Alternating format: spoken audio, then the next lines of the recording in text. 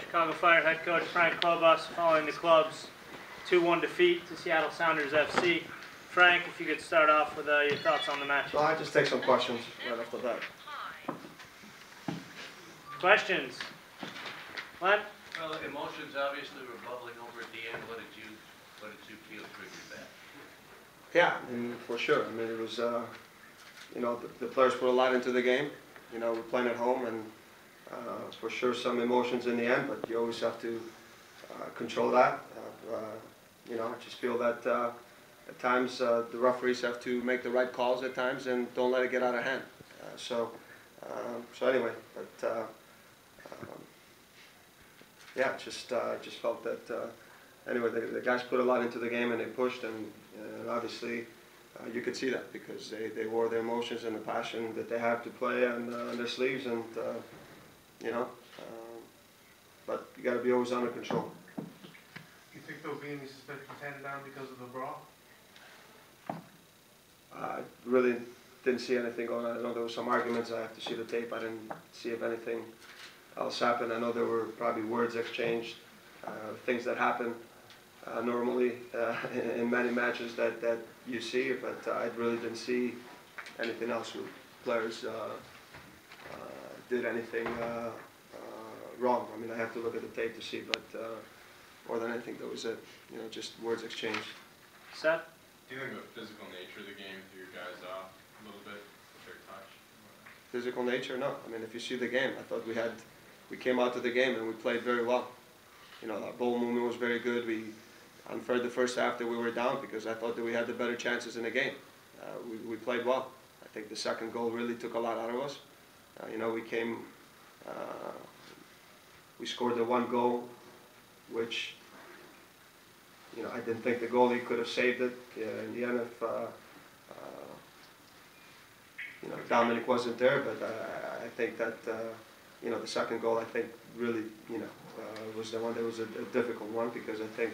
But you know, even having said that, I think the players kept playing, never giving up, and that's a positive thing because I thought there were some very good moments that we had in the game as far as just being good with the ball, competing, you know, creating opportunities and that. And you know, sometimes the game is cruel where, you know, you deserve to get a goal, one or two, and unfortunately you get a deflection the other way, you give up a goal, and then a bad second one. And but you know, to the team's credit, we kept playing. And we kept creating opportunities and never giving up, and that's a good sign. Warren? Frank, this is the second straight game the defense has given up 2 goals. What do you need to do to fix the defense?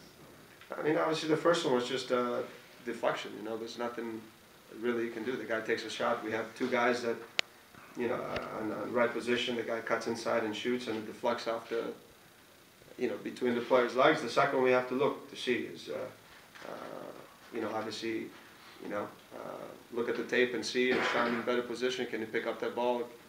Does he not need to come out? You know, it's 30 yards away into the wind. So, I mean, we got to look at it, address it, but, you know, I just felt that the first one was a little bit of luck, and that happens sometimes in the game, you know. But then, you know, we got to look at the second one, but I felt that, you know, defensively they're not, you know, it's not much more you can do in the first one, you know. Anthony? Coach, why'd you make the decision to start Daniel instead of Marco today? Well, because Marco was with the national team. He played midweek, played against Paraguay. International travel came the night before, and you know, this is experience that we've had with the past with guys that have traveled. We put them in, and I think talking to Marco also, you know, you play international matches a little bit different than at the club level. The intensity, the travel part also, you got to put that into mind, and I knew that. You know, we wanted to keep him fresh and bring him on at a point where you feel that if you needed to, he can push the game and bring an extra, you know, something different from the bench, which he did. We're going to take 3 more. Go Guillermo, Jack, Jose Luis. What was your opinion of the play on Roballo near the end from your angle in the box? Yeah, I mean, you know, I have, when you see it at the speed of the game, I thought there was contact, you know. And then I saw it on video, and I feel that definitely was contact. Where he's first with the ball, he touches it, and he gets, you know, kicked from behind. You know, I talked to Ralph had to, and then he said definitely was contact. So what I saw, I looked at tape and I felt there was contact. Because he's first to the ball, he pushes it by, and then he gets hit in the box. Jack, Jose Luis. Dominic got tripped up a couple times in the first half and no calls, and Grazzini at one point looked pretty mad about some calls not going our way. Do you think you were getting a fair shake out there? I don't want to complain about that with the refereeing. It kind of evens out, but for sure, you look at some calls at every game. You look at Grazzini, who's a playmaker at number 10, and he probably has more yellow cards on our team. I mean, you figure that one out. He gets kicked the most, and he never gets a call because it's not easy for other teams to get the ball. But it is what it is. You got to move on and just things even out. But sometimes, for sure, you feel like there are fouls that they do miss, and then they call the second one because out of reaction. Then they call the first one, and then you get up getting the second one. But whatever, I think those things even out. But when you look at all the games we played, Grazzini is probably the guy that has gotten kicked the most. But he's the one that winds up with the yellow cards. So. Jose Luis, last question. Coach, do you think you have to change something in the offense? It looks like offensively the team is doing all the same. Always. The same meaning what?